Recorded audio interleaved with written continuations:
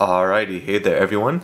Today I have the Black Series Sandtrooper by Hasbro, and if you already watched the Darth Maul review, you'll know that the reason I'm doing these reviews so late is because I never got into the Black Series until recently, like maybe 1 or 2 months ago.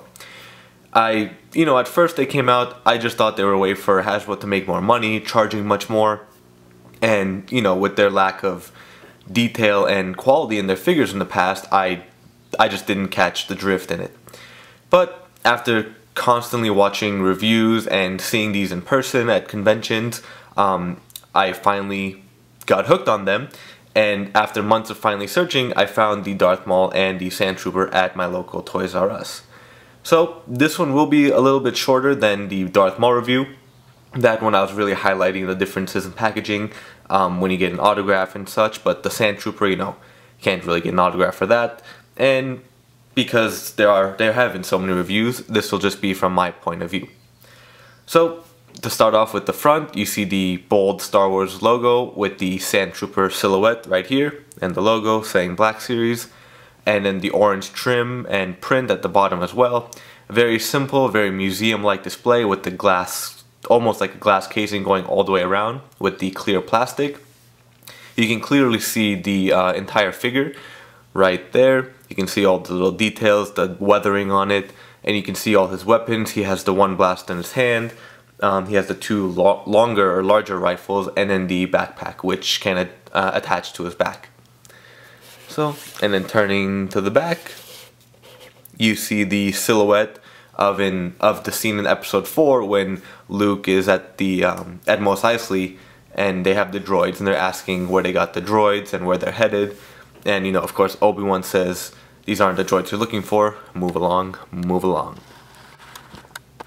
And as you can see here too, that there's a very simple description. The Imperial Sandtroopers fall prey to a Jedi mind trick, as the scene that is depicted right here.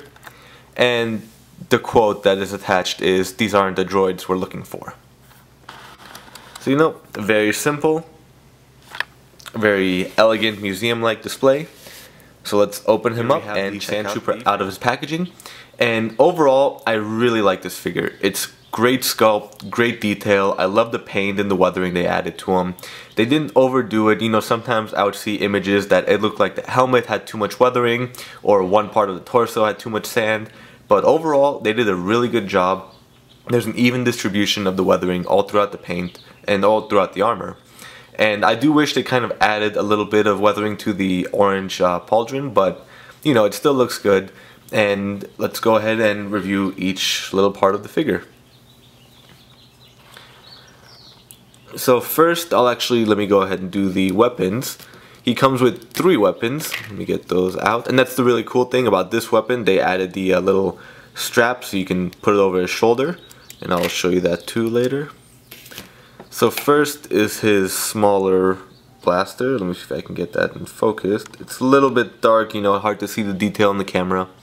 But very simple, nice sculpt, very movie accurate. So there's that one. And then here what seems to be like the larger shotgun. I'm not too sure what the exact names are. But you can see the different colors. There's a little bit of gray here, the gold, the brown for the handle, and the butt over here.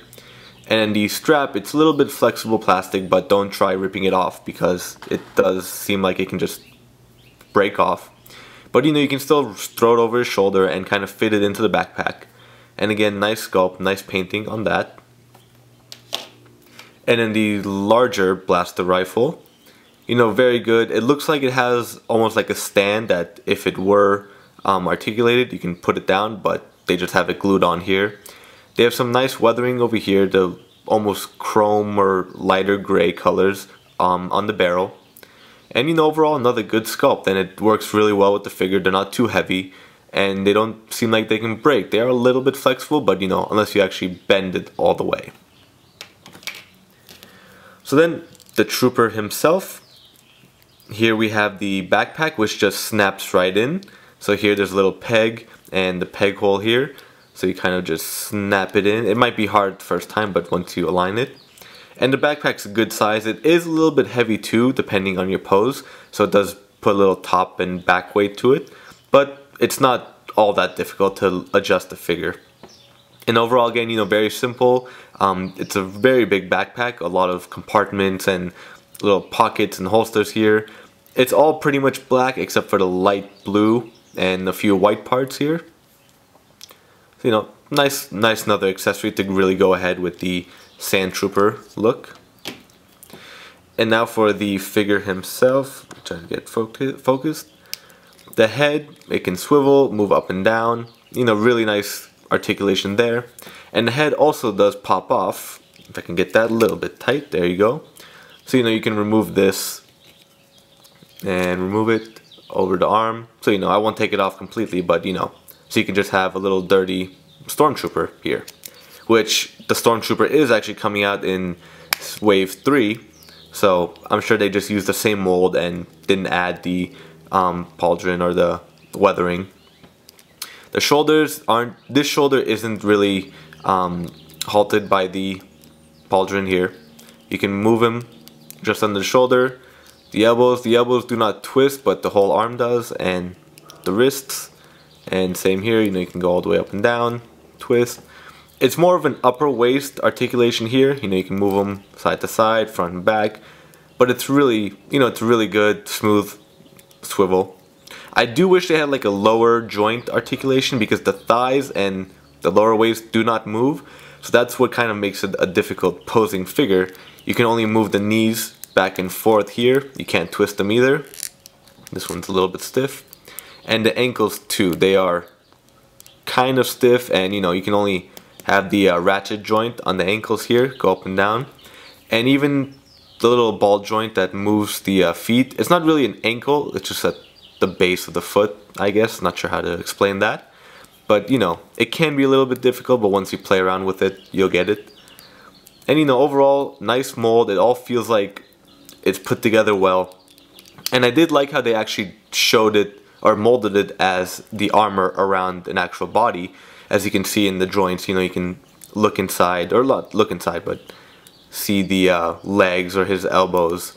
So it actually looks like he's wearing armor, and it's not just an already armored cyborg or something. So overall, I'm actually happy I picked up these two, and if anyone has a Boba Fett out there that they'd like to lend to me, I'd be forever grateful. And let's see how the next wave of Black Series does. So come back later, subscribe, like my pages on Facebook and my WordPress blog, and we will see you next time. Thanks everyone.